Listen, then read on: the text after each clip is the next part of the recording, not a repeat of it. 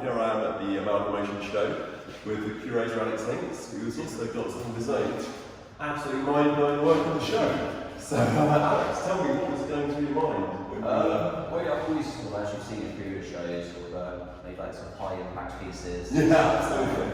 And so originally I just made another painting with this sort of expanding structure. Yeah. Then with like the sort of concept of the show and the mixed media elements and all the different artists. Yeah. I wanted to push myself.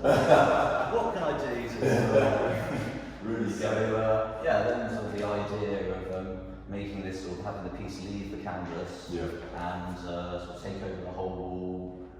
Yeah. Really immerse the viewer. I love it. I think it's really cool. I really like that whole thing of getting lost in it. Yeah. And the thing is, I always think about your stuff. I was absolutely fascinated by technically how you achieve these extraordinary shapes, and then you can achieve within that, you've got that sort of controlled chessboard shape section as well. It's always been an evolution to my practice. Yeah. So tinkering with sort of material and sort of process and Actually, it's got really nice colours in this one as well. Yeah, it's quite sort of earthy, and there's definitely sort of like a landscape sort of aerial element to it if you're peering down into sort of like another world or sort of. It could be hell. Yeah, I always get that feeling that it's like John Milton in Hell and the devil crawling out of the depths. Exactly, yeah. John Martin's is completely, but then also it has an aesthetic to it too. So it's sort of scary sublime, but scary sublime. All sublime is scary. Yeah. I like to actually just let it see it. I can't believe you managed to cut that curve so perfectly on these. Well, I've had lots and lots of practice with sort of making these paintings. That sort of, and there's always like each time you like learn a little tip and sort of, and there's a lot of maths goes into it. Does it? Yeah. Well, if it's all good, it's got to be millimetre perfect, and you also got like sort of the curve is a sort of an element that then pulls apart this structure of like a logical structure. And so you have to have a balance between mathematically perfect, but also creatively sort of visual and appealing, sort of makes sense. Sometimes maths doesn't always make sense, I find, with my paintings, and I have to tweak it slightly. So you can't always just divide it by 5. You've got to think about the actual curve and sort of the perspective. And sort of.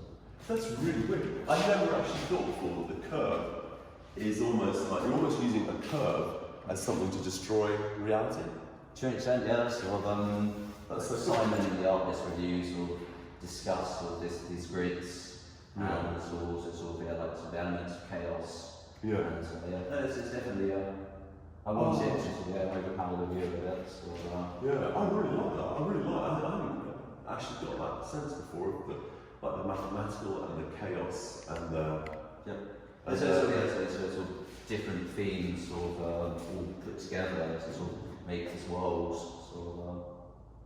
It's really because it's a weird way, isn't it? Because you feel like you can fall into these bits here. But again, that's sort of my layer of virtual reality piece. Which I thought. But then you've got like these absolute mental sort of steps to walk out of it as well, haven't you? It's the sort of stairway to heaven. That's really cool. It also is quite nice for this piece here. So I always try to have like a contrast in the sort of the forms, and sort of usually it goes from sort of dark to light. That's how I see it, sort of perspectives. Usually, sort of. But when I did this painting, so originally it was just this painting, and I hadn't really sort of. It's very dark here. There's hints of white there, but there's definitely room for me to increase the tone. And sort of have a real push and pull between it. Oh, that's awesome. So it really did lead you off the canvas into those tonality sections. So sort of unknowingly to me, I sort of left myself this opportunity. This opportunity to go well. That's so cool. It's absolutely stupid question, but have you ever had this desire to put a massive devil on top of it? One thing that's like can't draw. I don't think so.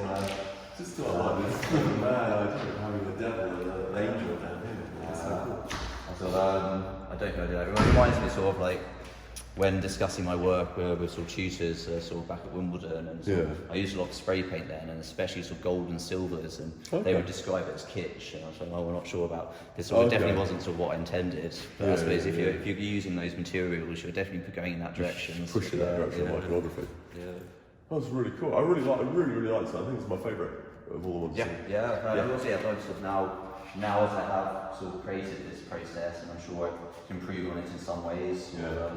Like in this space, the exhibition is only on sort of Fridays to Saturdays, Fridays to Sundays, which means that sort of next week I've got sort of Monday to Thursday to get another big painting up here and start mapping out where the structure would go for that painting. So you've got to take advantage of this vast space. Yeah, exactly. And shall we have a look at the other ones? Let's do. Oh yes, so this one here. Yeah, let's have a look.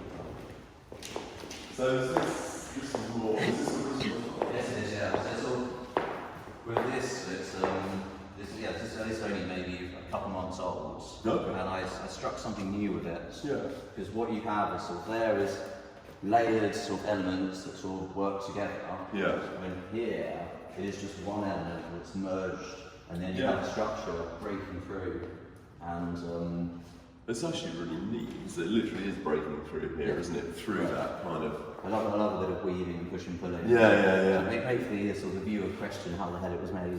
Exactly. No, it does. Oh, I always wonder how they make it, which is what's so cool about them. It's got a really nice texture as well, the actual canvas. Yeah, definitely. So it's lovely. So these colours are some of my favourite colours. You know what? The colours, I really like the colours in both of these ones. I really like it when you've got that kind of reduced palette. But look at that lovely dark green sneaking out here. Yeah. And this little bit here is really cool. Yeah, it's lovely as well. Everyone loves a bit of marbling. Yeah, exactly.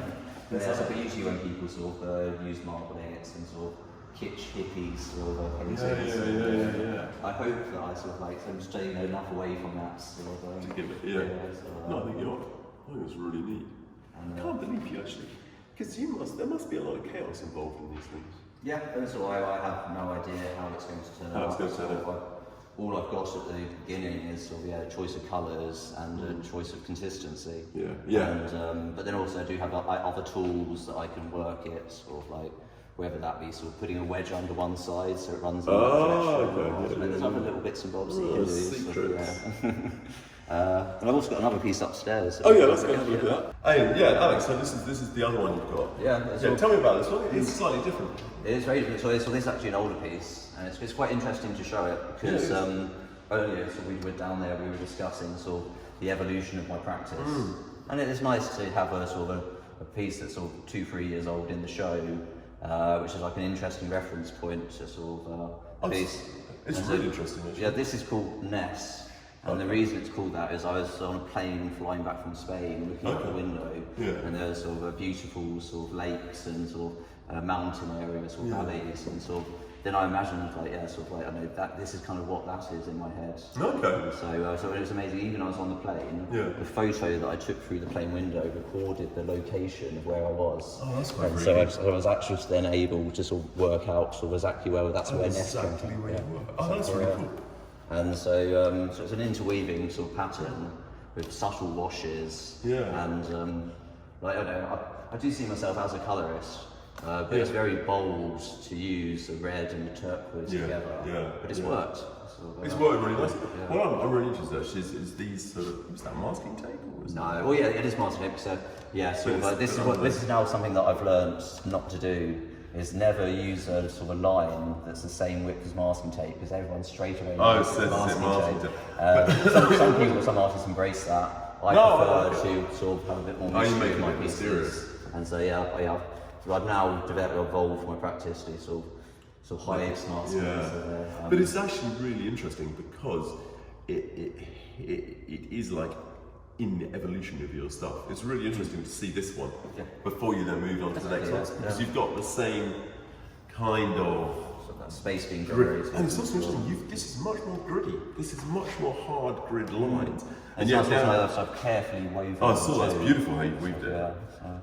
But then down there you've got the curve, haven't you? Yeah. And the curve is breaking the space, whereas here you've got the grid breaking the space. Yep. And I think the curve is actually a kind of more disturbing way to break the space. Well, it has an expansion, which this lacks. Yeah.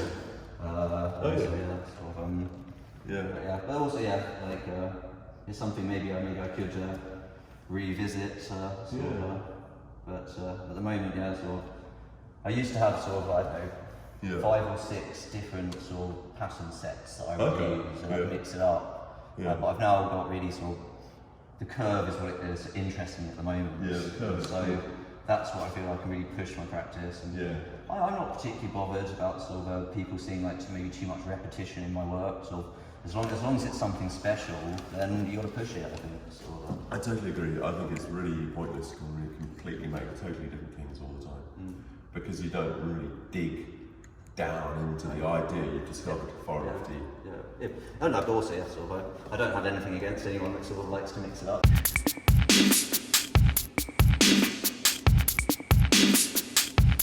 Bomba clap.